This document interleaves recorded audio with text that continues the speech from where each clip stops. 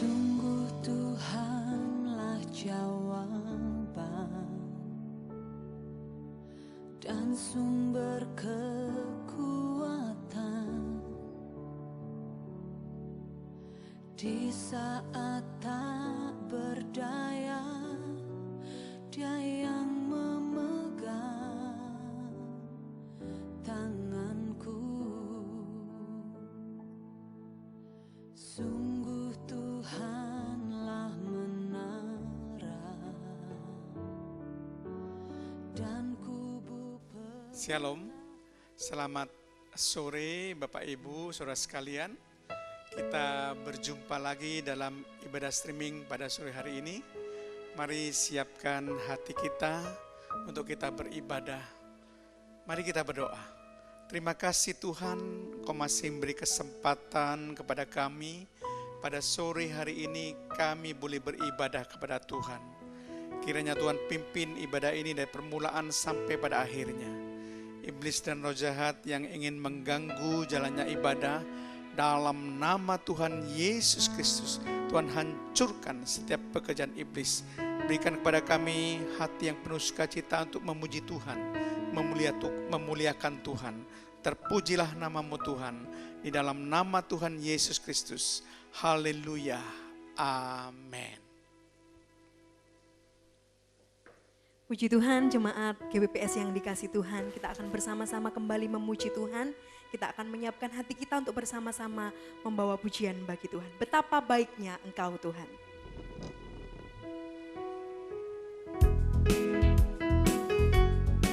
Haleluya.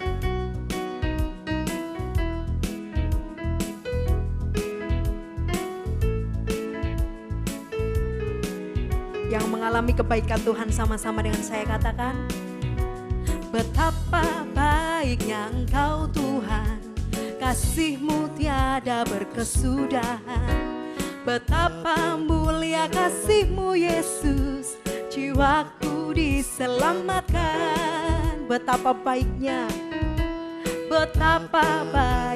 Engkau Tuhan, kasih-Mu tiada berkesudahan. Betapa mulia kasih-Mu Yesus, jiwaku diselamatkan. Hosana ku memuji Tuhan, Hosana ku tinggikan Yesus. Hosana, Hosana, Hosana, Hosana ku memuji Tuhan, Hosana ku tinggikan Yesus. Hosana, Hosana, Hosana.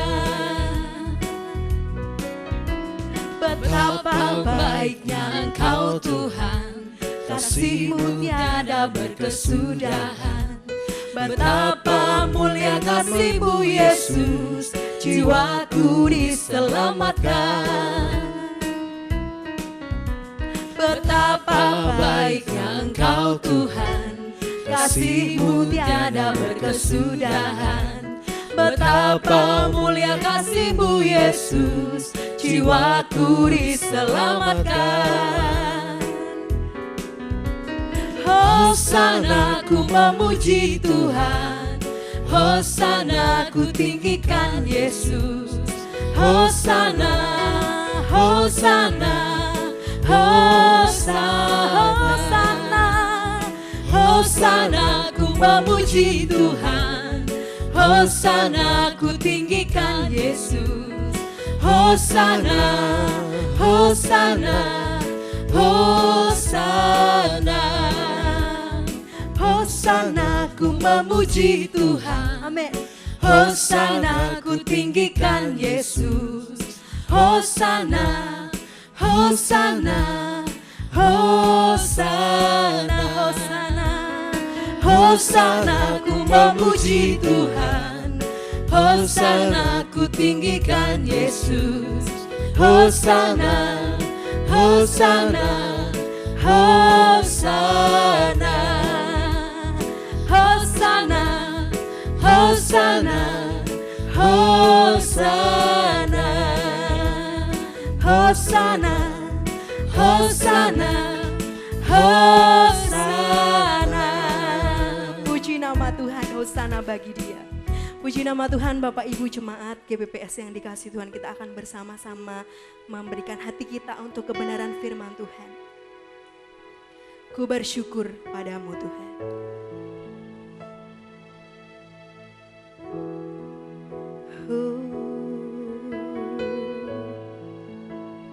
Kami bersyukur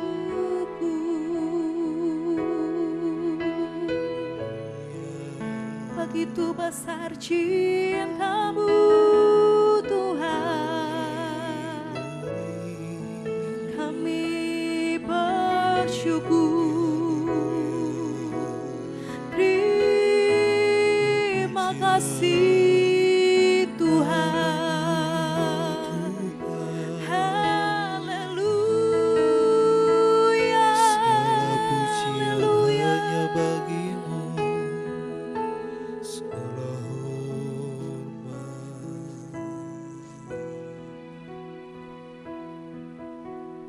Ku bersyukur padamu Tuhan atas kasih-Mu. Ku bermazmur bagi nama-Mu yang kudus.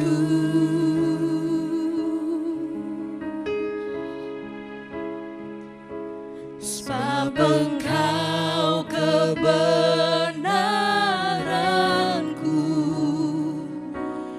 padamu ku percaya. Betapa mulianya Tuhanku, ku rindu menyatakan tinggikan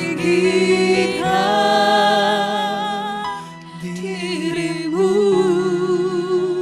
Amin. Mengatasi langit,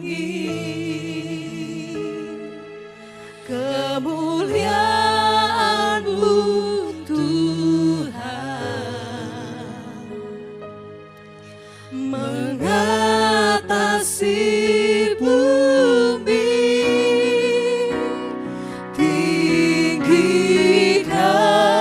tinggikan diri-Mu. Mengatasi langit, kemuliaan-Mu Tuhan.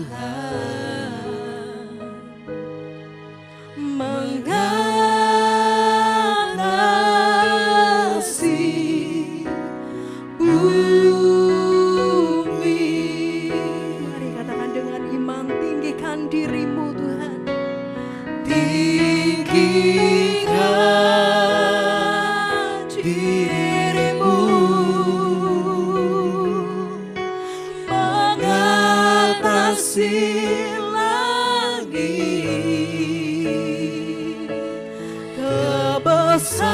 kebesaran-Mu Tuhan.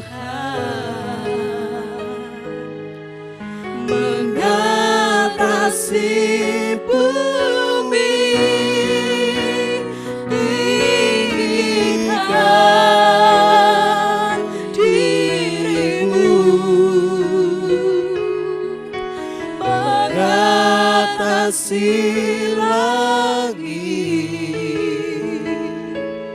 kemuliaan-Mu Tuhan.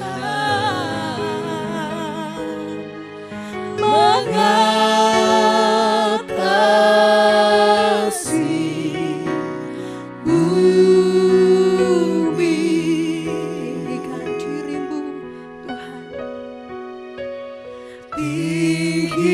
tinggikan diri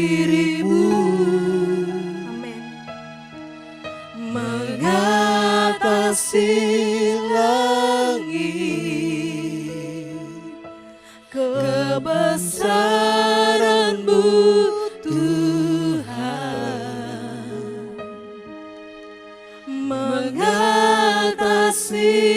bumi, tinggikan diri-Mu mengatasi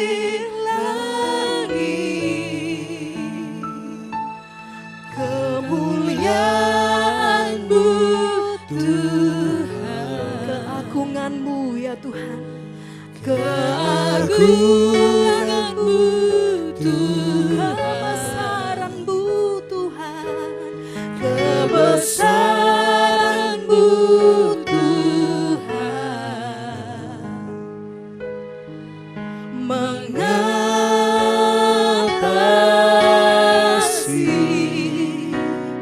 bumi.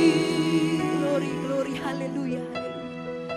Tiba saatnya kita akan bersama-sama diberkati firman Tuhan. Waktu dan tempat saya serahkan kepada Pendeta Insinyur Yonatan Bihantoro Wahono.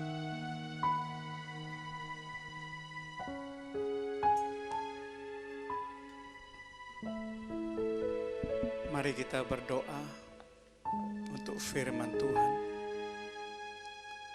Tuhan, kami sudah memuji dan menyembah Engkau. Dan sebentar kami akan menyiapkan hati kami untuk menerima kebenaran firman-Mu. Biar firman-Mu menjadi penuntun dalam kehidupan kami, menuntun kami dalam segala kebaikan. Roh Kudus memberikan hikmat, akal budi, kebijaksanaan pada kami. Terpujilah nama-Mu Tuhan, dalam nama Tuhan Yesus Kristus. Haleluya. Amin.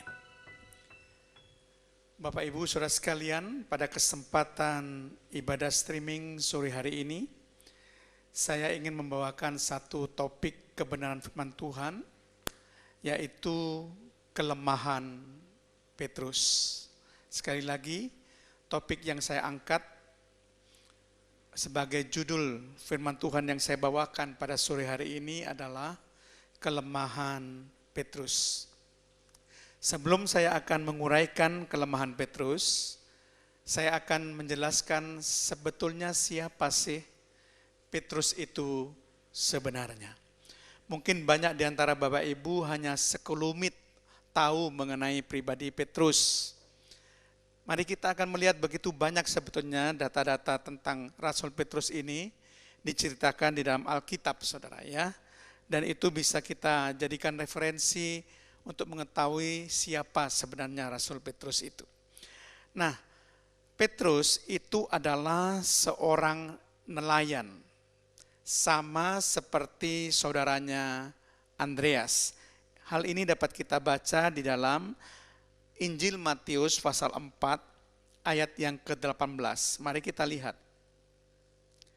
Dan ketika Yesus sedang berjalan menyusuri danau Galilea, ia melihat dua orang bersaudara, yaitu Simon yang disebut Petrus dan Andreas saudaranya. Mereka sedang menebarkan jala di danau sebab mereka penjala ikan. Nah, saudara perhatikan baik-baik, Injil Matius 4 ayat 18 dengan jelas mengatakan bahwa profesi daripada Petrus adalah seorang nelayan, seorang penjala ikan. Jadi bersama saudaranya Andreas, Petrus menjala ikan di danau Galilea, saudara ya. Itu hal yang pertama yang harus kita mengerti tentang Petrus.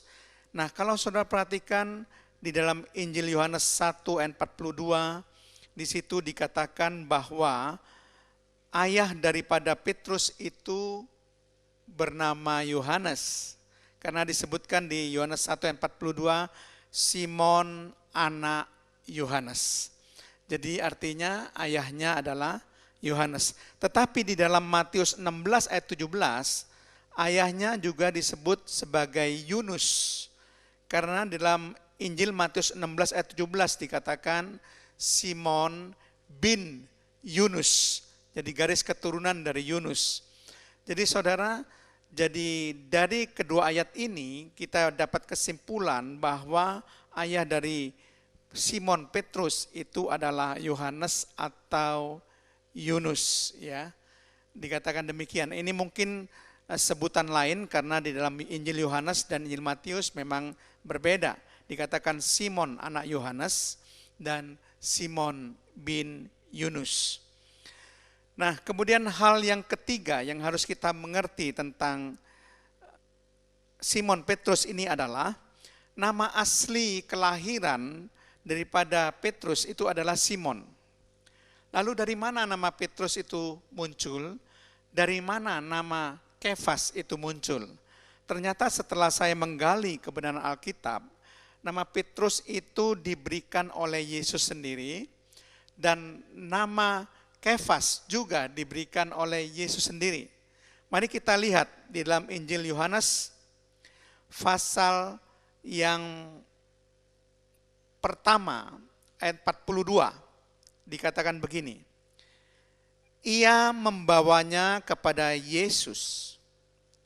Yesus memandang dia dan berkata, "Engkau Simon, anak Yohanes.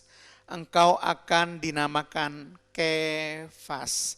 Perhatikan, engkau akan dinamakan Kefas, artinya Petrus. Jadi nama Kefas itu identik dengan nama Petrus. Dalam Injil Markus pasal 3 ayat 16, kita bisa melihat bahwa nama Petrus ini juga diberikan oleh Yesus. Markus 3 ayat 16, ke-12 orang yang ditetapkannya itu ialah Simon yang diberinya nama Petrus. Perhatikan kata-kata Simon yang diberinya. Nya ini adalah huruf besar, berarti Yesus yang memberi nama Simon itu menjadi Petrus. Jadi nama lain dari Petrus itu adalah, nama lain dari Simon adalah Petrus atau Kefas. Nah, kampung halaman Petrus itu adalah Betsaida, sebuah kota kecil di Galilea. Itu sebabnya setiap hari Petrus dan Andreas itu menjala ikan di Danau Galilea. Itu terletak di pantai utara Danau Galilea, saudara ya, kota Betsaida ini. Coba kita lihat Yohanes 1 ayat 44. Filipus itu berasal dari Betsaida, perhatikan, kota Andreas dan Petrus. Betsaida, kota Andreas dan Petrus. Jadi kampung halaman Petrus adalah Betsaida, sebuah kota kecil di daerah Galilea yang terletak di pantai utara Danau Galilea. Nah, kita lihat bagaimana tentang kepribadian Petrus ini memang sangat luar biasa sebetulnya. Sebelum kita membicarakan kelemahan Petrus, kita lihat kepribadian Petrus ini sangat luar biasa sebetulnya. Dalam Kisah Rasul 10 ayat 14 dikatakan demikian. Tetapi Petrus menjawab, "Tidak Tuhan, tidak. Sebab aku belum pernah makan sesuatu yang haram dan yang tidak tahir." Perhatikan, aku, ini Petrus, belum pernah makan sesuatu yang haram dan yang tidak tahir. Dia sungguh-sungguh taat melakukan hukum-hukum Tuhan, hukum Taurat, saudara. Dia belum pernah makan sesuatu yang haram atau najis atau tidak tahir. Ini luar biasa, ya, luar biasa sekali, saudara ya. Kemudian saudara perhatikan juga bahwa Petrus ini pernah melakukan menjalani mujizat yang sangat spektakuler dan satu-satunya yang pernah dilakukan, saudara, selain oleh Yesus ya, yaitu berjalan di atas air. Mengalami mujizat berjalan di atas air dan dia satu-satunya manusia yang berjalan di atas air, saudara, mengalami mujizat ini. Dalam Injil Matius 14 ayat yang ke-28 8 sampai 29 dikatakan demikian. Lalu Petrus berseru dan menjawab dia, Tuhan, apabila engkau itu, suruhlah aku datang kepadamu berjalan di atas air. Ayat 29. Kata Yesus, datanglah. Maka perhatikan, Petrus turun dari perahu dan berjalan di atas air mendapatkan Yesus. Perhatikan, Petrus turun dari perahu dan berjalan di atas air mendapatkan Yesus. Luar biasa mujizat bagaimana Petrus bisa berjalan di atas air. Sekalipun akhirnya dia tenggelam karena dia ragu-ragu, tapi pada awalnya saudara, dia bisa berjalan di atas air. Ini luar biasa, mengalami pengalaman yang sangat luar biasa bersama dengan Yesus. Tentu kita semua juga menginginkan agar di dalam hidup kita ada pengalaman-pengalaman yang baik, pengalaman-pengalaman yang luar biasa bersama dengan Yesus Tuhan kita. Nah saudara, selanjutnya saudara perhatikan baik-baik, Petrus ini pernah berkhotbah di hari raya Pentakosta saudara. Dan khotbahnya sangat luar biasa, penuh urapan sehingga 3.000 orang bertobat dan dibaptiskan. Ini hal yang sangat luar biasa yang pernah dilakukan oleh Petrus saudara. Sekali berkhotbah dengan pengurapan yang sangat luar biasa dari Tuhan, dia bisa mentobatkan 3.000 orang dan mereka semua 3.000 orang ini dibaptiskan. Coba baca Kisah Rasul 2 ayat 41.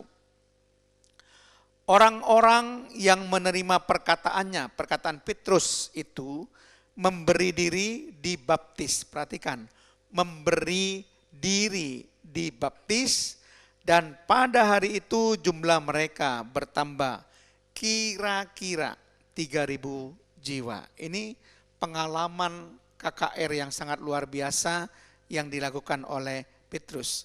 Dan kalau kita melihat, Petrus ini merupakan tokoh utama yang menjalani Kisah Para Rasul pasal 1 sampai pasal yang ke-12. Jadi ini tokoh utama, tokoh sentral dari Kisah Para Rasul pasal 1 sampai pasal 12.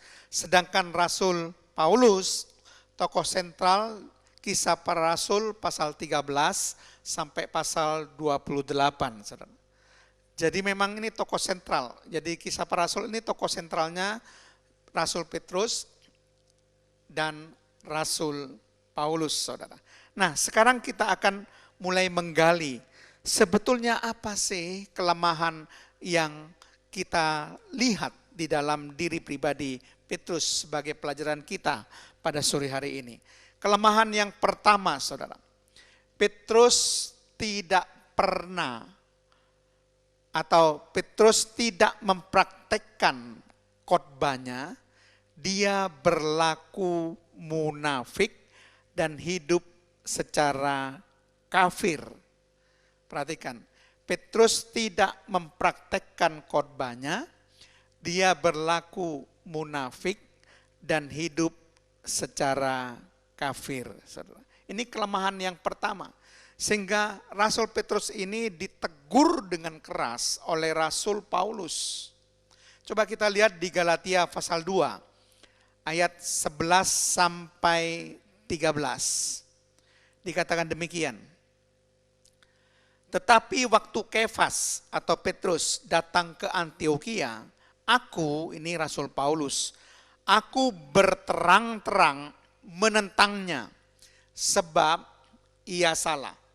Jadi Rasul Paulus menentang Rasul Petrus karena Rasul Petrus salah. Karena sebelum beberapa orang dari kalangan Yakobus datang, ia makan sehidangan. Perhatikan, ia makan sehidangan dengan saudara-saudara yang tidak bersunat. Tetapi setelah mereka datang, ia mengundurkan diri dan menjauhi mereka karena takut akan saudara-saudara yang bersunat. Ini jelas munafik, saudara. Ya, ketika Yakobus dan rombongannya datang, dari kalangan Yakobus datang, ia sedang makan sehidangan dengan saudara-saudara yang tidak bersunat. Tetapi setelah kalangan Yakobus ini datang, dikatakan di sini ia mengundurkan diri dan menjauhi orang-orang yang tidak bersunat ini. Alasannya karena takut terhadap saudara-saudaranya yang bersunat. Dan ini dipertegas dalam ayat 13. Dan orang-orang Yahudi yang lain pun turut berlaku munafik dengan dia. Perhatikan, berlaku munafik dengan dia, dengan Petrus. Jadi jelas sekali bahwa Petrus ini munafik, saudara ya. Tidak mempraktekkan khotbahnya. Kemudian saudara perhatikan baik-baik. Selanjutnya dikatakan sehingga Barnabas sendiri turut terseret oleh kemunafikan mereka. Nah, kata utama di sini adalah munafik, kemunafikan. Berarti Petrus ini munafik, saudara. Dan dia hidup secara kafir, bukan secara orang Yahudi. Itu di dalam ayat 14 nanti saudara akan baca. Di situ dikatakan, jika engkau seorang Yahudi hidup secara kafir dan bukan secara Yahudi, bagaimanakah engkau dapat memaksa saudara-saudara yang tidak bersunat untuk hidup secara Yahudi? Perhatikan. Jika engkau seorang Yahudi, jika Petrus seorang Yahudi, hidup secara kafir dan bukan secara Yahudi, bagaimana engkau atau bagaimana Petrus dapat memaksa saudara-saudara yang tidak bersunat untuk hidup secara Yahudi? Itu kelemahan Petrus yang pertama. Yang pernah terjadi dalam kehidupannya adalah Kristus ini tidak mempraktekkan khotbahnya. Tidak mempraktekkan firman Tuhan yang disampaikannya. Ia bersikap munafik dan hidup secara kafir. Alasannya karena takut kepada saudara-saudaranya, kalangan Yakobus yang bersunat. Nah, ini saudara, supaya kita semua tidak melakukan seperti ini ya. Tentu kita semuanya tidak ingin bersikap munafik, saudara ya. Kemudian kelemahan yang kedua, Petrus ini memiliki kesombongan rohani, saudara. Kenapa saya katakan Petrus memiliki kesombongan rohani? Coba saudara perhatikan baik-baik dalam Lukas pasal 22 ayat yang ke-33. Jawab Petrus, Tuhan, aku bersedia masuk penjara dan mati bersama-sama dengan engkau. Ini luar biasa. Pernyataan Petrus yang sangat luar biasa. Dia katakan pada Yesus, Tuhan, aku bersedia masuk penjara dan mati bersama-sama dengan engkau. Kemudian dalam Matius 26 ayat 33, Matius 26 ayat 33, di situ dikatakan Petrus menjawab kepada Yesus, biarpun mereka semua, jadi rasul-rasul yang lain tergoncang imannya karena engkau, aku sekali-kali tidak. Wah, dia merasa lebih rohani dibandingkan dengan teman-temannya yang lain, saudara. Padahal kalau saudara perhatikan di Markus 14 nanti dibaca di rumah ayat 30 sampai 31, dikatakan di situ, saudara, Petrus berkata juga, sekalipun aku harus mati bersama-sama engkau, aku takkan menyangkal engkau. Jadi sekalipun mati bersama-sama dengan Yesus, Petrus tidak akan menyangkal Yesus. Tapi kenyataan kalau saudara perhatikan baik-baik, Petrus menyangkal Yesus 3 kali, bukan? Jadi dia merasa sombong, merasa lebih rohani. Wah, ini yang sangat luar biasa, sekalipun mereka tergoncang imannya, tapi aku sekali-kali tidak. Wah, sekalipun aku harus mati bersama engkau, aku tak akan menyangkal engkau. Wah, ini sangat luar biasa, saudara. Kesombongan yang ditujukan Petrus. Tapi Yesus tidak bisa ditipu, saudara. Yesus jauh meninjau ke dalam hati kita. Dia tahu hati kita sebenarnya seperti apa, saudara. Ya, jadi supaya kita semua tidak memiliki kesombongan rohani. Kita tidak perlu gembar-gembor, saudara. Kita jalani saja firman Tuhan, tidak perlu gembar-gembor. Nah, kelemahan Petrus yang ketiga, saudara. Petrus memiliki mental Galilea. Ini suatu istilah, mental Galilea, yaitu mental dari orang-orang Galilea. Saya menyelidiki dari dua sumber. Sumber pertama dari Talmud, ya dari Talmud, dari kitab Talmud dari orang Yahudi. Di situ kalau saudara membaca disebutkan bahwa orang-orang Galilea itu orang-orang yang cepat marah, suka menuruti kata hati, dan emosional. Sekali lagi, menurut kitab Talmud, orang-orang Galilea itu cepat marah, suka menuruti kata hati, dan emosional. Kemudian saya menggali dari sumber yang kedua, pendapat dari Yosefus.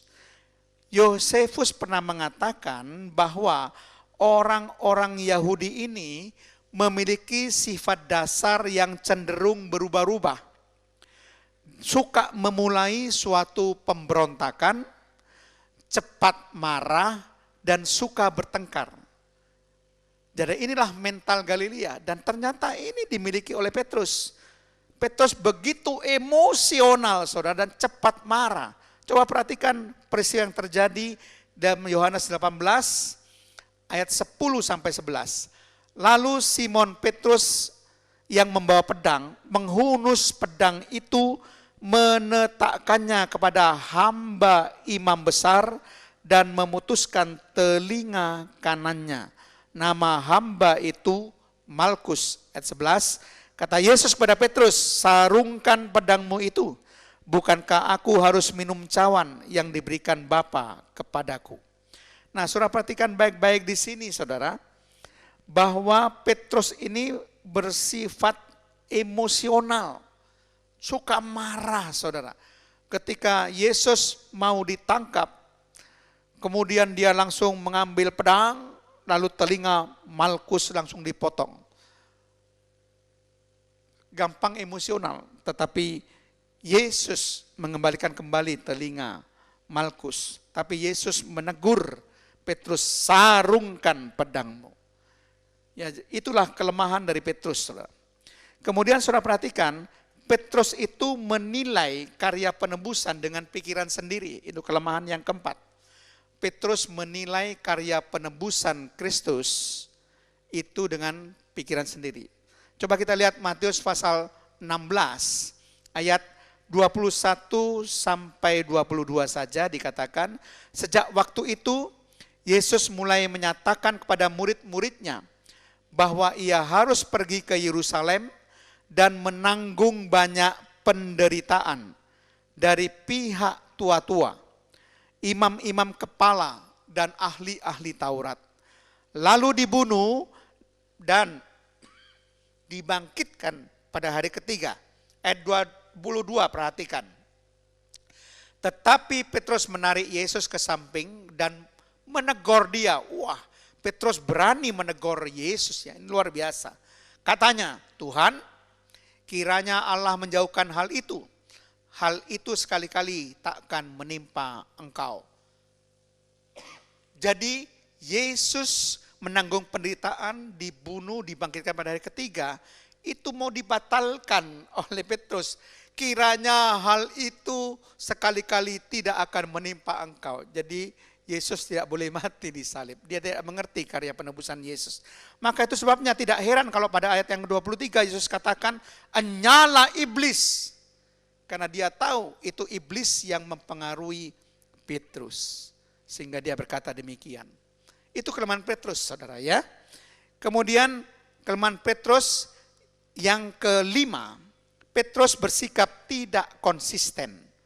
Yohanes 13 ayat 8 mengatakan, kata Petrus kepadanya, engkau atau Yesus tidak akan membasuh kakiku sampai selama-lamanya. Yesus tidak akan membasuh kaki Petrus sampai selama-lamanya. Ini kata Petrus sendiri. Jawab Yesus, jikalau aku tidak membasuh engkau, engkau tidak mendapat bagian dalam aku. Lalu kenyataannya bagaimana? Ayat yang ke-9, saudara. Kata Simon Petrus kepadanya, kepada Yesus, Tuhan, jangan hanya kakiku saja. Tadi bilang tidak usah membasuh kaki. Tapi jangan hanya kakiku saja, tapi juga tangan dan kepalaku supaya dibasuh. Kan tidak konsisten, saudara. Pertama ngomong tidak usah membasuh kaki. Lalu kemudian diralat. Jangan cuma kaki dibasuh, tetapi tangan dan kepalaku ketika Yesus membasuh Petrus itu. Kemudian yang terakhir saudara, Petrus mempertimbangkan untung rugi mengikut Yesus. Petrus mempertimbangkan untung rugi mengikut Yesus. Perhatikan Matius pasal 19 ayat 27. Lalu Petrus menjawab dan berkata kepada Yesus, kami ini telah meninggalkan segala sesuatu dan mengikut Engkau. Jadi apakah yang akan kami peroleh? Petrus katakan, kami sudah tinggalkan segala sesuatu loh Tuhan. Kami sudah mengikut Engkau, lalu apa yang kami peroleh? Mempertimbangkan untung rugi mengikut Yesus. Ini sesuatu yang seharusnya tidak boleh kita katakan sebagai anak-anak Tuhan. Alasan dasar kita mengikuti Yesus karena kasih Yesus yang terbesar sudah menebus kita, menyelamatkan saudara. Tidak perlu mempertimbangkan untung rugi. Apa untungnya sih kalau saya percaya pada Yesus? Apa untungnya kalau saya mengikuti Yesus? Nah Bapak Ibu Saudara sekalian, saya akan ulangi, kita sudah belajar kelemahan Petrus. Yang pertama, Petrus tidak mempraktekkan khotbah atau firman Tuhan. Dia bersikap munafik dan hidup secara kafir, bukan secara orang Yahudi. Yang kedua, Petrus memiliki kesombongan rohani. Yang ketiga, Petrus memiliki mentalitas Galilea. Cepat marah, suka menuruti kata hati, emosional, memulai pemberontakan dan suka bertengkar. Kemudian yang keempat, Petrus menilai karya penebusan Yesus dengan pikiran sendiri. Yang kelima, Petrus bersikap tidak konsisten. Dan yang keenam, Petrus mempertimbangkan untung rugi mengikut Yesus. Saya harapkan ini semuanya tidak akan terjadi pada kita semua. Kita menjadi anak Tuhan yang sungguh-sungguh tidak mempertimbangkan untung rugi. Malah kita bersyukur kalau kita menjadi pengikut Yesus. Saudara akan dapatkan hidup yang kekal. Saudara akan diselamatkan dan masuk sorga yang mulia yang dipersiapkan Allah. Dan hidup bersama Yesus sampai selama-lamanya. Amin. Mari kita menyanyikan lagu Kami Memuji Kebesaran-Mu.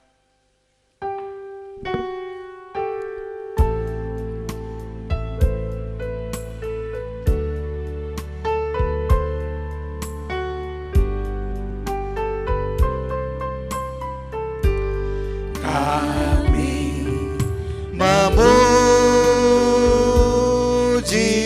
kebesaran-Mu, ajaib Tuhan, ajaib Tuhan. Kami memuji kebesaran-Mu, ajaib Tuhan, ajaib Tuhan, ajaib Tuhan,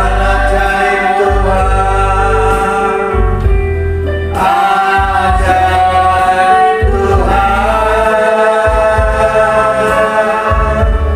ajaib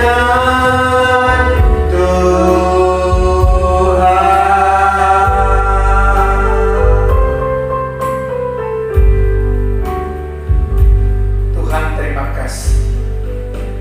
Hamba-Mu sudah menyampaikan kebenaran firman-Mu. Roh Kudus jamah setiap hati jemaat. Supaya sungguh-sungguh Tuhan firman Allah ini dapat mengubah hidup kami. Kami belajar dari kelemahan Petrus dan tidak melakukan hal yang sama. Supaya hidup kami makin lebih baik dan makin berkenan kepada Tuhan. Tuhan berkati setiap persembahan persepuluhan yang diberikan oleh jemaat untuk menunjang pekerjaan Tuhan di tempat ini. Berkati dengan berkat yang berkelimpahan. Engkau sanggup memberkati dengan cara Tuhan. Apapun tidak bisa menghalangi pintu berkat yang dibuka oleh Tuhan. Kalau Tuhan sudah membuka pintu berkat, tidak seorang pun yang dapat menutupnya. Sebaliknya kalau Tuhan sudah marah dan menghukum kita dan menutup pintu berkat, tidak seorang pun yang dapat membukanya. Kami percaya Tuhan memberkati seluruh jemaat. Tuhan juga berkati jemaat di dalam nama Tuhan Yesus Kristus, dengan umur yang panjang, dengan kesehatan ilahi, pekerjaan, usaha, pelayanan jemaat diberkati oleh Tuhan. Tuhan memberkati dengan pemeliharaan Allah yang sempurna. Tuhan memberkati dengan perlindungan Allah, dan Tuhan memberkati dengan penyertaan Allah sampai selama-lamanya. Masa depan seluruh jemaat merupakan masa depan yang penuh harapan. Masa depan itu sungguh ada, kata firman Tuhan. Bukan bohong, bukan dusta, tapi sungguh-sungguh ada untuk jemaat. Bahkan jemaat dipakai menjadi alat kemuliaan Tuhan. Kasih karunia daripada Allah Bapa, cinta kasih Allah Putra, serta persekutuan Allah Kudus memberkati kita mulai saat ini sampai selama-lamanya. Dalam nama Tuhan Yesus Kristus. Haleluya. Amin.